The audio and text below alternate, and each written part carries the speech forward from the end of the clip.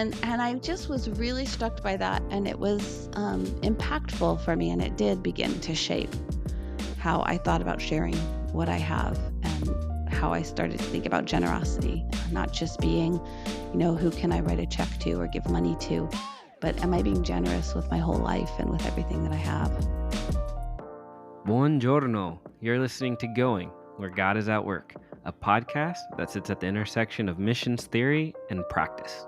We're walking out our call to ministry in faraway places and happy to have you join us on the journey. I'm your host, Jesse Pauli, a missions leader serving in Rome, and I'm here with Alessandro Di Leonardo, our church planter in Cisterna di Latina, and Jen Williamson, our missiologist who lives and works in Lyon.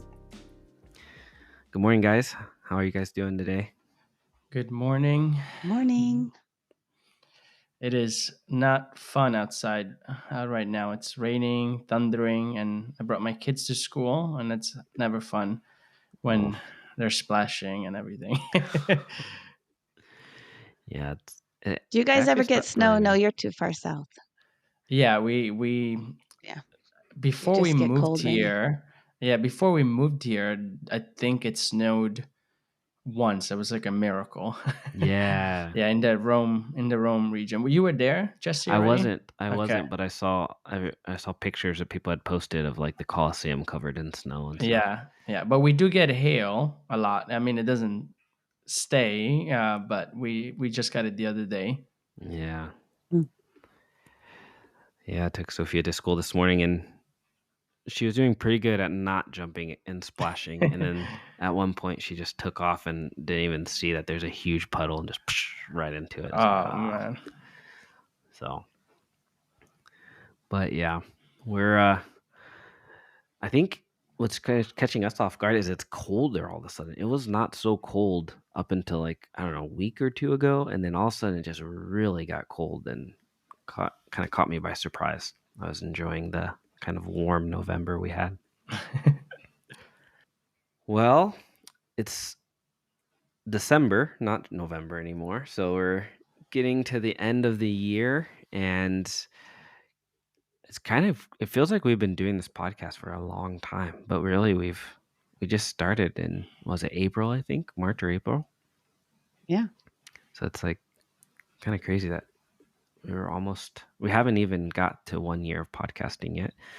But this is our first calendar year that we're wrapping up, I guess. So let's take some time to talk about kind of Christmas today and how we celebrate the holidays. And we're probably going to take a break, and so we're not going to have Christmas falls on a Wednesday, right? And then New Year's, I believe, also falls on a Wednesday. So so we'll be taking a break, and we want to encourage everybody who's listening to go back and check out any of the episodes they didn't hear. In particular, I would say the first 2 episodes in our first season were really good, kind of setting the foundation of how we're approaching things. And then the interviews that we've done. We did the interview with Becca, interview with Paul, and an interview with Jonathan. And those 3 interviews, all 3 on different topics, had some great nuggets of wisdom and things for people to listen back on. So what are you guys doing for Christmas? Are there any traditions or things that you look forward to? Yeah, I mean, there's so many. Here in in Italy, I mean, I grew up in Italy, and so a lot of that tradition are the ones that I grew up with that I'm looking forward to having with my kids. I already started some. One is we make it's I guess you only find it in Sicily. It's a pizza, a sfincione. It's like a thick pizza, thick crust, or the whole pizza steak is like a mix between a focaccia and a pizza. And so we make it, and so I'm looking forward to that. Then Italy is famous for their panettone and pandoro, which is like a cake type of thing, and so we eat that. That's amazing.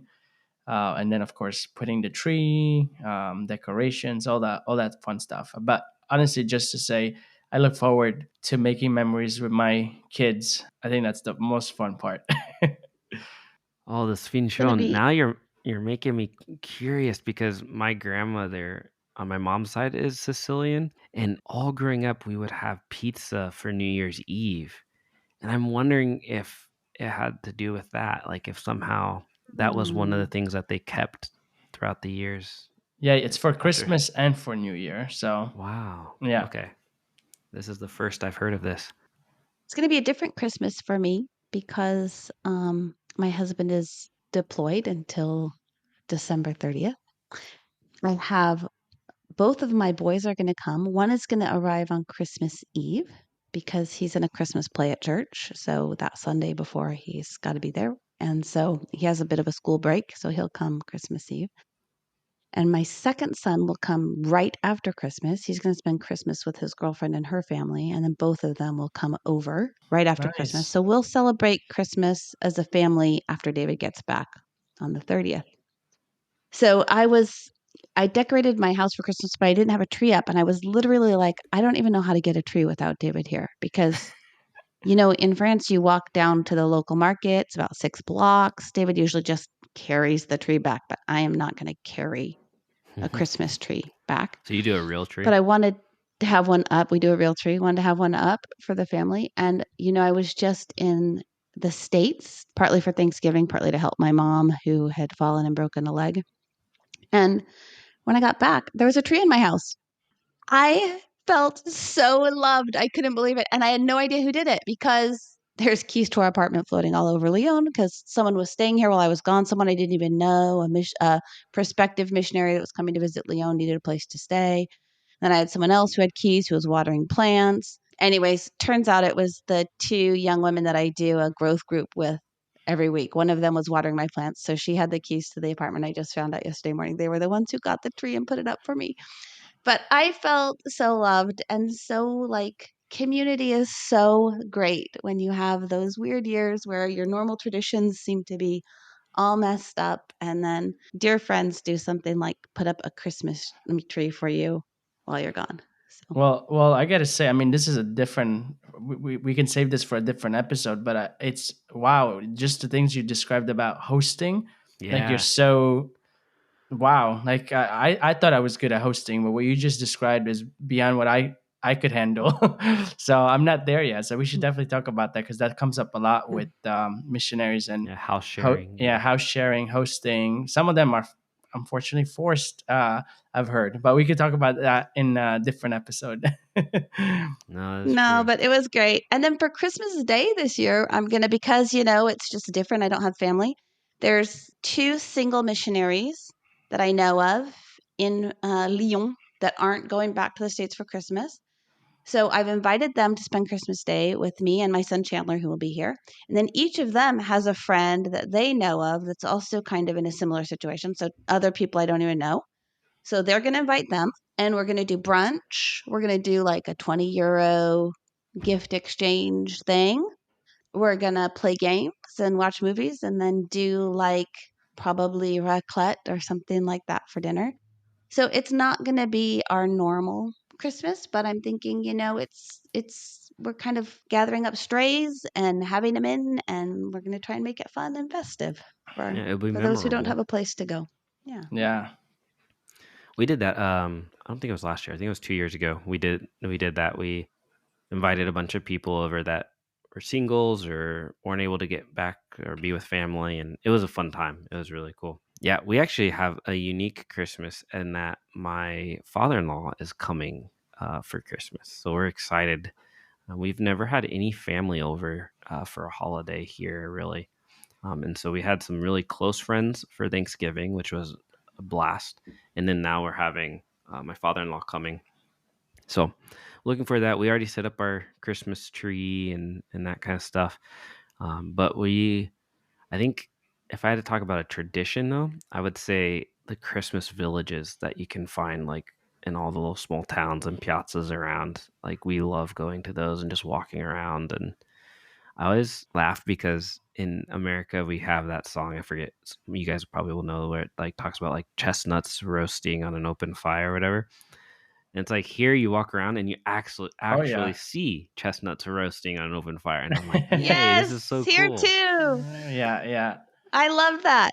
I buy one bag a year, and I do enjoy them. I don't want 20 bags a year, but roasted chestnuts are really good. I had no idea. Yeah.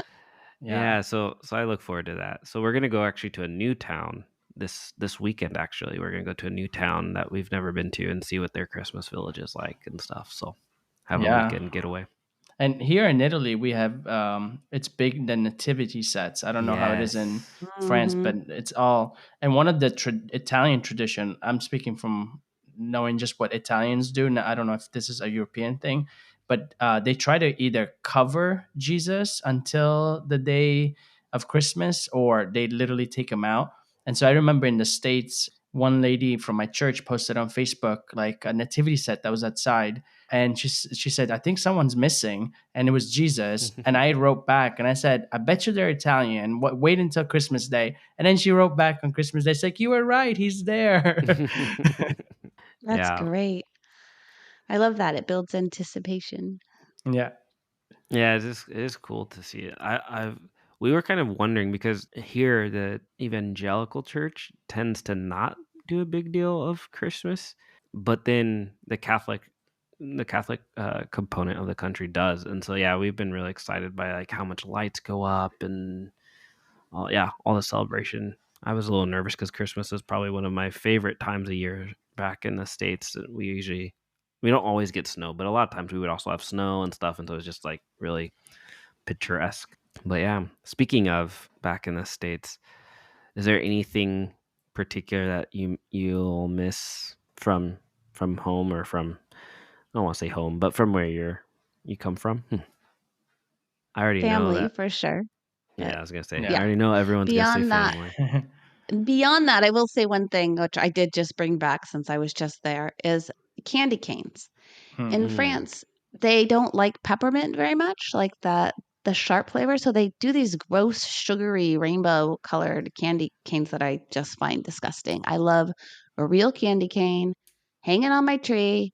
I like pulling them off the tree, every other day and just eating one. I love making peppermint bark. So I always buy a few boxes of or have my kids bring or whatever peppermint candy canes because you just can't get them Yes. here. I think we put an order in with my father-in-law as well to bring some peppermint candy canes. I don't like them, so I'm happy that they don't have them in Italy. Actually, we did find them, but my wife didn't buy it. She was like, "I'll buy it next time for the Christmas party we're gonna have in the church." And then when we went back, they didn't have any more. And it's one of those things that it was just Were Italy they doesn't peppermint care. though? I have no idea. I don't really Because care. you find them, but they're not Okay. peppermint. And yeah, it's Yeah, always that's it. like, It's so disappointing. Sometimes they even yeah, look like the real ones, and then it's yes, for me yes. not. No, I like a real candy cane. I would say it's eggnog is one of the things I haven't really found that You I can make it. I do enjoy Yeah, only we like make it. a little bit at Christmas time. But oh, on the peppermint note though, yesterday I had to take a train and there's a Starbucks now at our train station. It's kind of a new thing, and I thought, oh, this will be good. I'll go early to the train station, and I'll get like a peppermint latte. Kind of be nostalgic. They don't even serve at the Starbucks the peppermint Nope. lattes. I'm like, oh, They've gotten into the pumpkin stuff, which I don't really care yeah, for in the France, but pumpkin stuff you not can't the find. peppermint. Yeah. Yeah, Yep. Alessandro, do you have anything from back New Jersey? Um, Maybe the snow.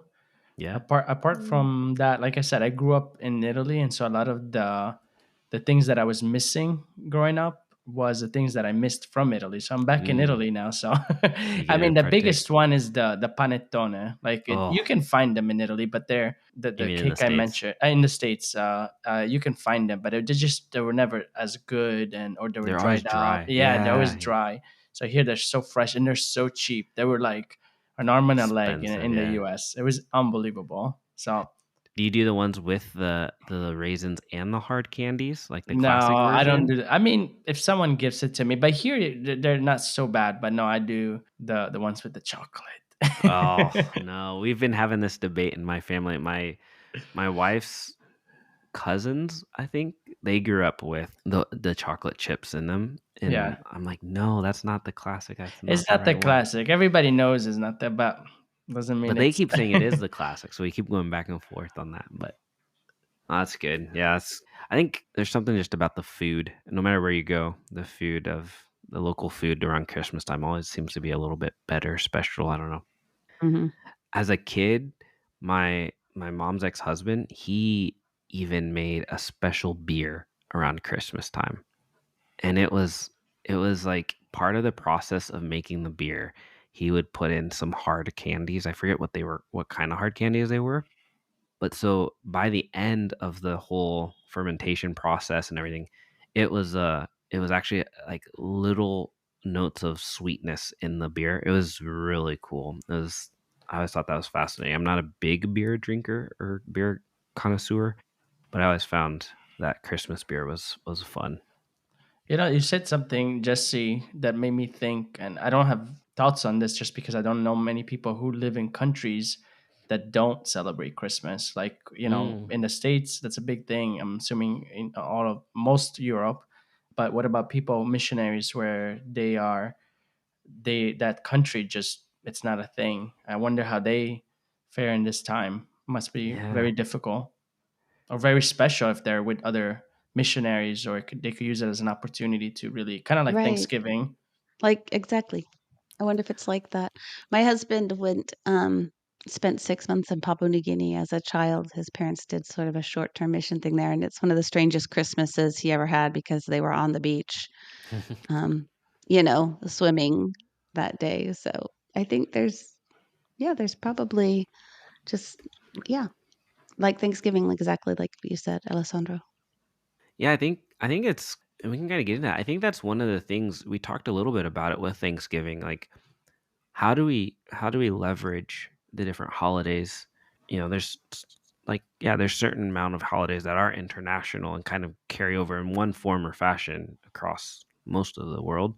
But then there's some that are unique to that country, like the Italians, maybe other places do tend to do more of the Epiphany and like the Befana on January Hmm. 6th. But I guess, and this probably is more personal to each person, but I struggle a little bit. Sometimes I feel like it's a good opportunity for it to be an outreach thing and like look for it as an opportunity to share. And then sometimes I'm like, I just want it to be a family thing. Like I don't want it to be something like I want it to be amongst brothers and sisters in Christ or just my immediate family and not really opening it up to time to be on evangelistically speaking, if that makes sense. Yeah, I think if you look at it like Thanksgiving in a country where Christmas is not celebrated, then it could be leveraged exactly like Thanksgiving. It's a curiosity thing.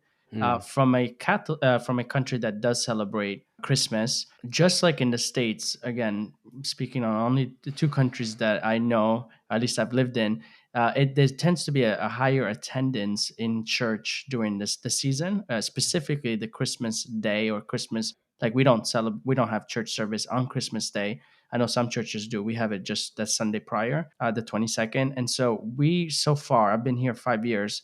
Every Christmas has been the most attended service that we've had.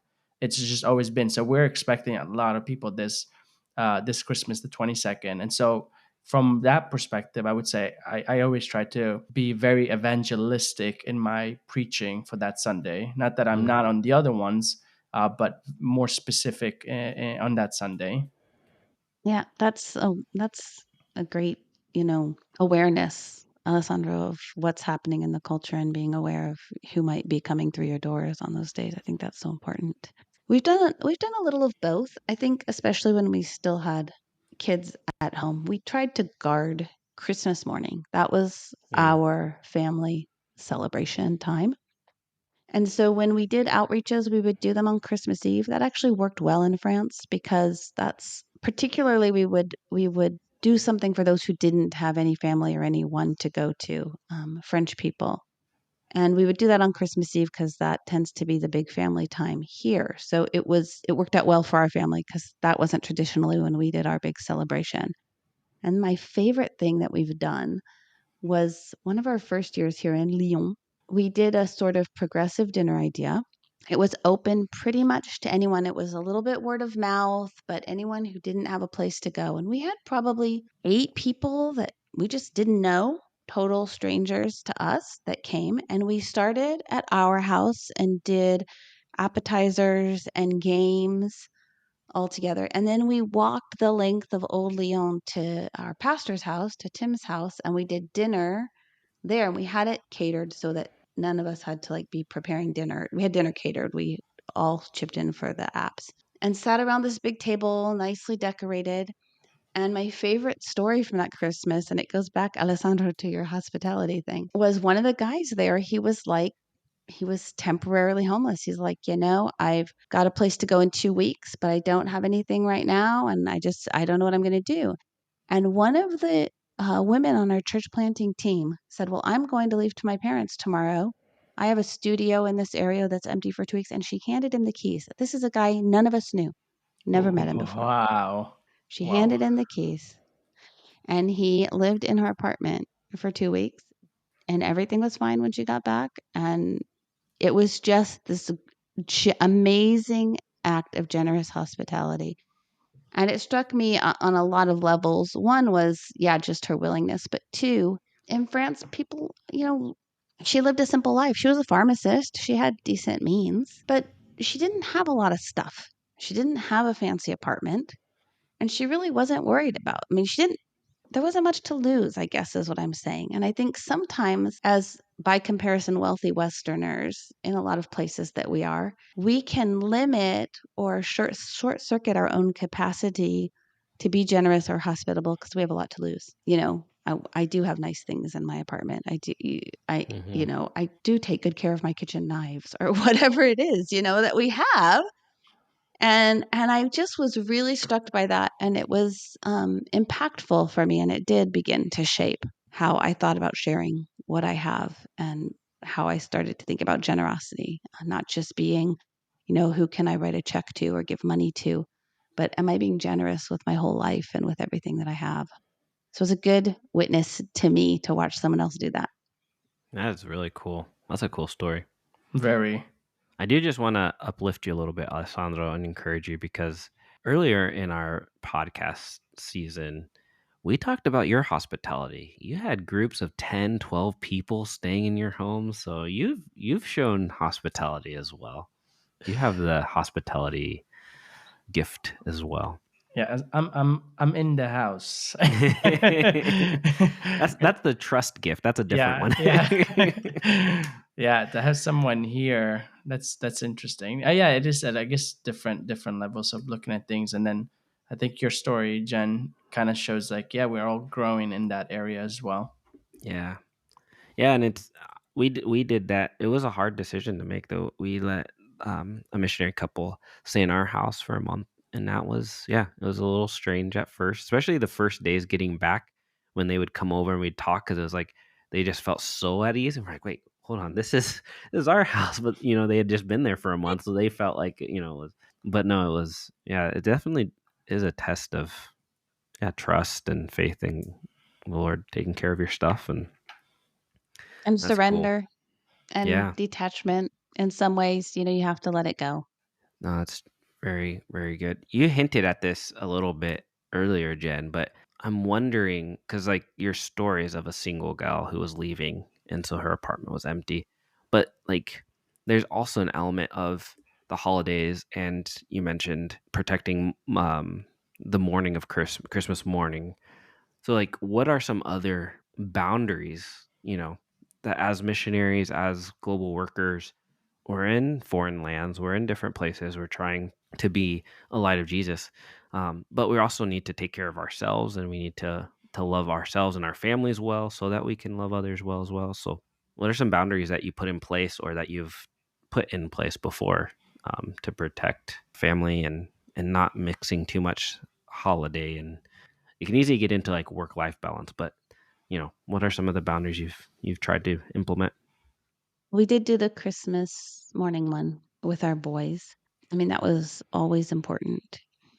We also, I don't know if this is a boundary. I think with missionaries too, there can be a lot of either guilt or just challenge with spending money or buying gifts. So we've always done for our kids 3 gifts. We call them gold, frankincense, and myrrh.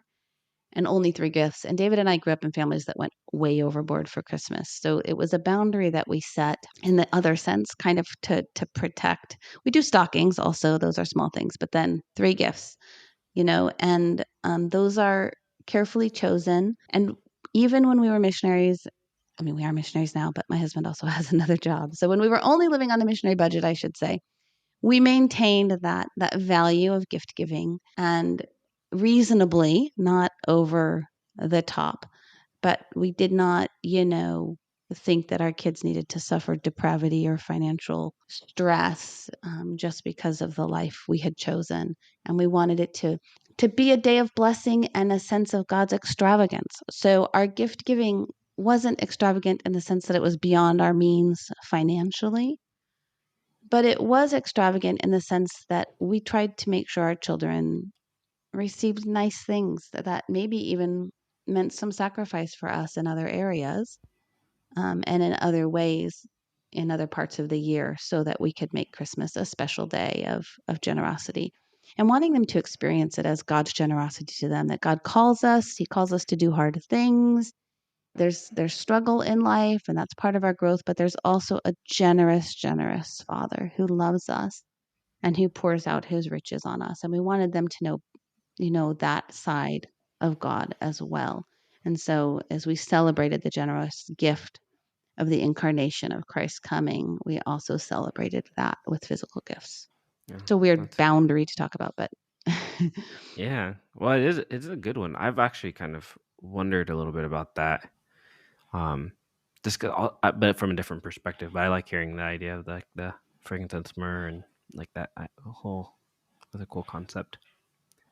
I think I don't know that we have like explicit boundaries that we've like actually intentionally set in place, but we always try and converse over like, do we want to do this thing just us as a family, or do we want to invite others into this? And so that we can kind of protect family time and not always feel like, oh, we should invite, teammates, or we should invite some friends that we're trying to share the gospel with, or we try and talk like, oh no, this is going to be actually a family thing that we just do. And so that's kind of something that we try and be intentional with as we plan our different outings or special times that we do. But nothing stands out as anything that's like, not growing up. My mom, for New Year's, it was like New Year's Eve, we always knew like my mom was staying home, and me and my brother and her were watch movies and order food or whatever. But it was always like she didn't leave us with babysitters to go out or anything like that. Like, it was, we're all staying home as a family, so that was pretty cool. I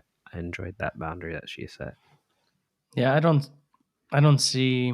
I mean, my children are still small, so I feel like as they grow older, maybe some boundaries will come up around this holiday. Maybe similar. We kind of just go with the flow, as long as my wife and I are communicating well about what we want to do. It doesn't really matter whether we invite people or not, as long as we're on the same page.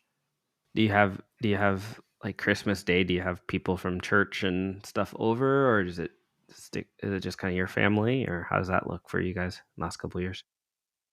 Yeah, for me, it's always been, again, going with the flow. It really depends. If we've noticed this, there's some people that don't have anyone, we've invited them. But for the most part, our church members have done the same. So it's like we don't have to feel like we have to carry that burden. I know that other people have gone good. to other people's houses. So we kind of just try to hear and see if there are people left out. But for the most part, it doesn't seem like that. So we don't ever feel like we need to. If anything, is always an extra. Like they're doing their own thing and say, hey, why don't we do something together? But it's not like to include them, because if anything, we're the ones who have no family here. Well, and that's what I was thinking as you were talking. It's like, as foreign missionaries going somewhere, we're the outsiders in that country. The people of the country have family, have friends, typically, unless something else has happened or they're living in a city far from their family. But and I've actually found in our first years that many of my Italian friends and church members, they'd kind of forget that we were here alone, like that we didn't have anywhere, and so they kind of went about their traditions and typical way and never asked us like, hey, what are you guys doing, or how are you doing, or do you want to come, and it kind of hurt in a way. Like, I was kind of hoping that like there would be this kind of collectivistic, oh, why don't you come over? Why don't we do something but there wasn't. And so I started seeing a pattern of other expats clinging to each other and getting together. And so for Thanksgiving, and like I said, we did it for Christmas once, like that whole idea of like, hey, let's go and let's get together with other expats. And that always made me more sensitive to refugees or other migrants that then are even more displaced than maybe we are because we chose or because we have a house or apartment. And so, yeah, I think that might be something to encourage the listeners too, that where you're at, you have an opportunity to, man, now that I'm thinking about it, it's kind of similar to the Christmas story of Jesus, like them not finding anywhere to go, no Hmm. inn to stay in, and being out in a manger. It's like you would have welcomed him into your home, right? You would have let him, Mary come and give birth, and if she needed, your bed to lay on, would you do that for another Elise of these, so to speak, that might be amongst us that doesn't have a place? This was supposed to be about Yeah. Christmas, but it's turned into a whole episode about hospitality. It's been really cool. I enjoyed that. So as we wrap up, are there anything that you guys are looking forward to in the new year, or let's just leave it there. Anything you're looking forward to in this new year? Well, I'm looking forward to the time off my kids will have. I can't believe I'm saying that. It was just during the summer having them home all the time. I was like, I can't wait for school to start so we can have some free time. But now it's especially my son. My son started full, like before they were both half day. Now he's full day, and so he comes home at 4, and we have we do sleep training, and so I mean he's trained already, and so he goes to bed at 8, and so that's like 4 hours of being awake, and just seeing him, and then we repeat the process. I'm like, man, I can't wait to just spend some time with him. Mm. For those 2 weeks that he'll be off, so I'm looking forward to that. It overlaps. It starts from this year to a little bit next year. I think maybe 2 or 3 days. I am so overwhelmed with finishing this year well that I have not even begun to think of next year. I will, but having just had to take some forced time off to care for my mom and having a lot of things that I need to wrap up and get finished, I just am not even in that headspace yet. Hmm. Oh, that, that makes sense. I don't have anything in particular, but we've had I'm in Rome, and we have the Catholic Holy Year next year, Jubilee 2025, and there's just been a lot of interesting conversations happening, and so I'm excited to see how the evangelical church unites next year to also focus on what does it look like to Jubilee. And so we've had some really cool conversations and seminars and conferences where there's been a lot of unity amongst the Christian traditions here, and so that's been really fun to see. And so I'm excited to see how that just grows next year. But yeah, I'm also excited to enjoy a couple weeks off of taking the kids to school and just being able to have some more extended family time, like you said, Alessandro. So well, great. I think that is all that we have for today. We look forward to this next year. There's more interviews to come, more mini series on different topics. And as we talked about earlier, please go back and check out any episodes that you missed. And we particularly want to highlight the 3 interviews that we did with Becca, Paul, and Jonathan. So thanks for tuning in to today's episode. We hope you enjoyed the conversation and found it insightful. Your ministry is important to us, and we hope that you consider your time with us an investment in the work you do. Don't forget to subscribe, leave a review, and share the podcast with your friends. Until next time, keep going wherever Jesus leads.